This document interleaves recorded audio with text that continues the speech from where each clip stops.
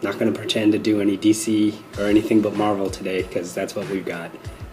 Starting off with the only new Marvel Now series out today is Savage Wolverine, which is written and drawn by Frank Cho.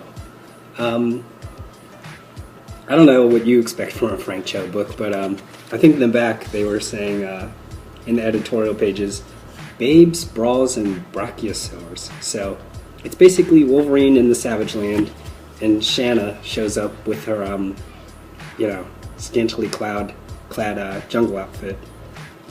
This book's actually, I would expect a Frank Cho book to be a little more fun, but you still get jokes, but it's not as, that's the word I'm gonna say. It's not as fun as you would think it would be, but it is good stuff. I love Frank Cho's art. Who doesn't? And the writing's pretty good too. So, it's not a real serious Wolverine book. It's just fun. I imagine it's off to an okay start. So, anyway, Frank Cho Wolverine. That's what you're getting with this Savage Wolverine series, which I don't know if it's ongoing or limited. But anyway, that's the only new Marvel Now book. On to bigger and better things. My favorite, as I mentioned last time, I did skip a week, sorry about that guys. But anyway, last time I did this, I was talking about New Avengers #1, which is my most anticipated Marvel Now book. The first one featured T'Challa, Black Panther. That was pretty good. But now that Hickman, it's written by Jonathan Hickman with art by Steve Epting. Now that Hickman has laid the groundwork, basically, for this scenario that forced T'Challa to call the Illuminati together. It occurred to me last time I was reviewing this book that if you didn't know any of the Illuminati stories, you wouldn't have really got the appeal of the book, because it would have just been Black Panther, and you either like him or don't, but it wasn't super exciting. But now you really get to see what's going on when these guys get together. And you better believe that several of the Illuminati get on Black Panther for saying, all the other times we called you, you never answered the call, and in fact you called us, stupid for getting together, but here you are calling us. So, he explains that he wouldn't have anything to do with these guys, but the fate of the many universes are at hand. And I don't want to spoil the plot. There's a lot of talking in this book, some of which is pretty good interaction, but some of it is just sort of Reed Richards describing, this terrible fate that might befall their universe and others, with like diagrams and stuff. So that's not super exciting stuff, but the interactions are pretty good, and it's pretty strong, and I'm really looking forward to what's going to happen in this book. Slightly spoilery possibly. You see with the, I don't know if you can tell on this cover, but you've got the hands of all the guys with some mysterious, let's say, gems. So big things going on there possibly. So I don't know, I'm all mysterious about it. But New Avengers, that's a great book. Here's another book, Indestructible Hulk by Mark Waid with art by Lionel Francis Yu. I had said that the setup for this was pretty good in the first couple issues, but not a lot was happening. And in this issue, I think we finally get to the point where this book needs to go, which is Waid introduces some supporting cast. You only really meet them in one page, so I guess next issue will really start meeting them. And I think that's what this book needs, because previously, or up to now, it's just been Bruce Banner doing lab work or with S.H.I.E.L.D., and then Hulk being sort of this weapon of mass destruction that they throw into various, entertaining plots, but not really, it's just like a one issue, he fights this villain and it, beats the crap out of him. So I look forward to the introduction of or the development of the supporting cast, which I think should help this book a lot. I do have faith in Waid, and I like Lionel Francis Yu's art, so I think that's a sign of good things. Also out today, Jesus. Last week I was trying to say that it seemed like this book came out twice a month, but I think I said twice a week. But by accident, but it really feels like maybe twice a week, because here's number 6 of All New X-Men, written by Brian Michael Bendis. And actually, this issue has a fill-in artist, what's his name? David Marquez.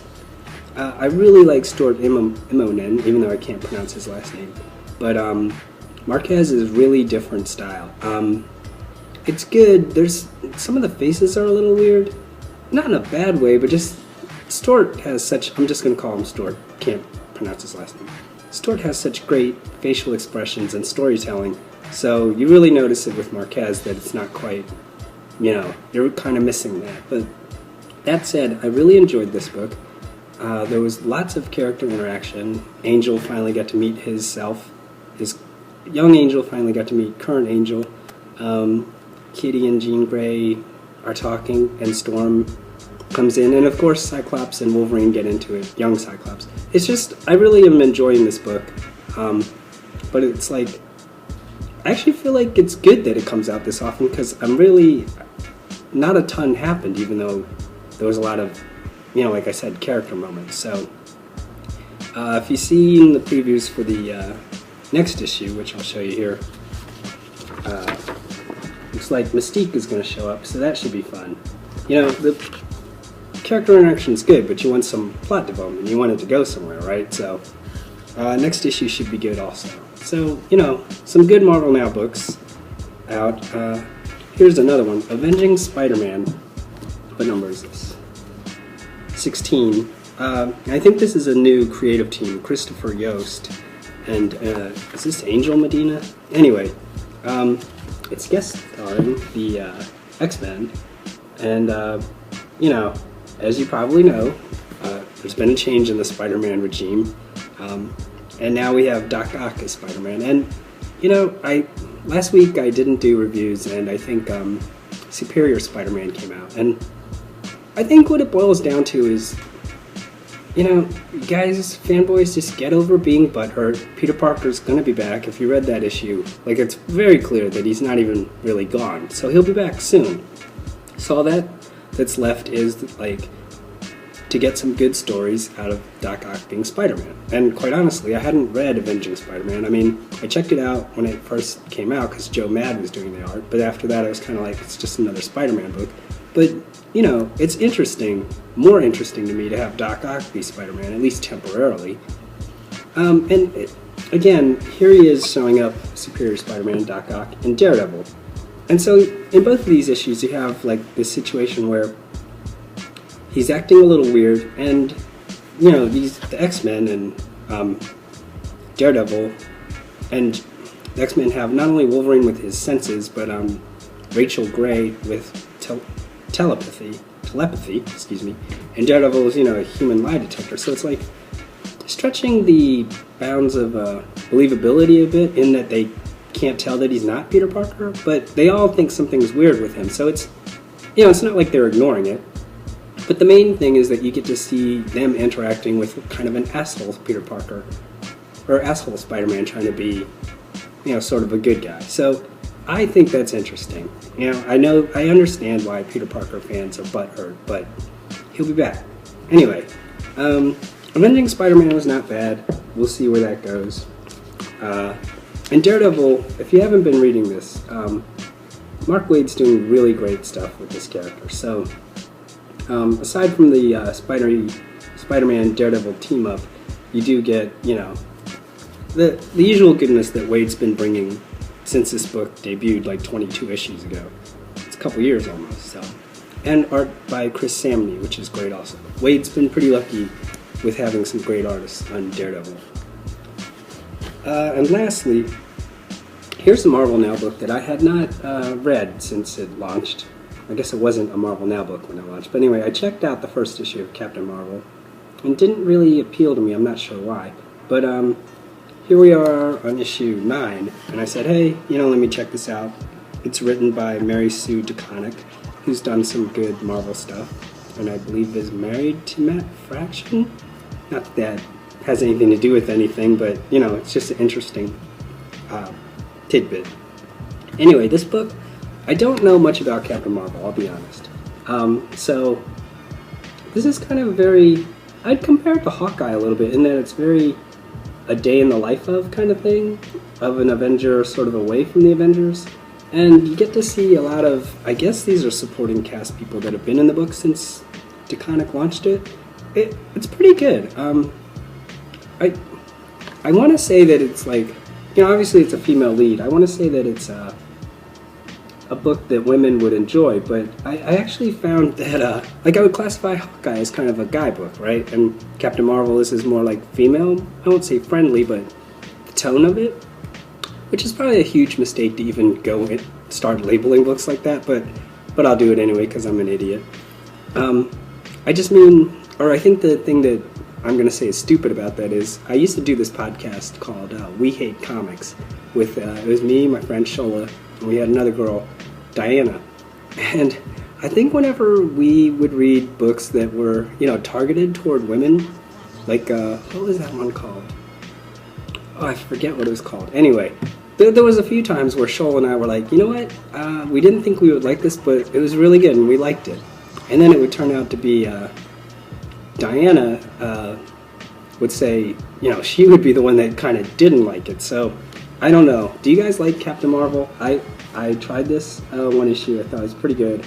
And, you know, nothing major happens. It's just good character work, which is, you know, one of the things I enjoy about comics. It doesn't always have to be beating people up.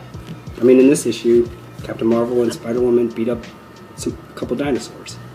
It's a bad week for dinosaurs, I think, because Wolverine was beating up some Savage Land dinosaurs, and maybe somebody else was beating some dinosaurs up. I forget. Anyway, that's it for this week. Honestly, I did read, there was a couple DC #1s, which, one was called Threshold. I'm not even going to review them, because you know what? I mean, I tried. I just want you guys to know I read a couple DC #1s. It was like a Green Lantern was being hunted, or former Green Lantern was being hunted on this, like, internet live feed game show. It wasn't good. I think there are some DC books coming up that I'm looking forward to, so hopefully soon I'll get to talk about some. But anyway, today it's just Marvel. And lastly, I just want to say that there's Thor, which I've also been saying is a really good Marvel Now book. I think that Thor and New Avengers is probably my two favorites right now, but Thor's really good, and if you missed it, today you can get the, I don't know if it's second or third printing, but anyway, second printings of #1 and #2. So, that's it for your Wednesday morning Marvel reviews and recommendations. I do remember that I had one fan, Janelle, say that she, because I was asking you guys, what DC book should I read, and she asked me to read, not Amethyst, what's it called? Sword and Sorcery. And I haven't done that yet, but I will. So if you have further recommendations for me to read, I'll check them out. You know, not right away, but I will check those out.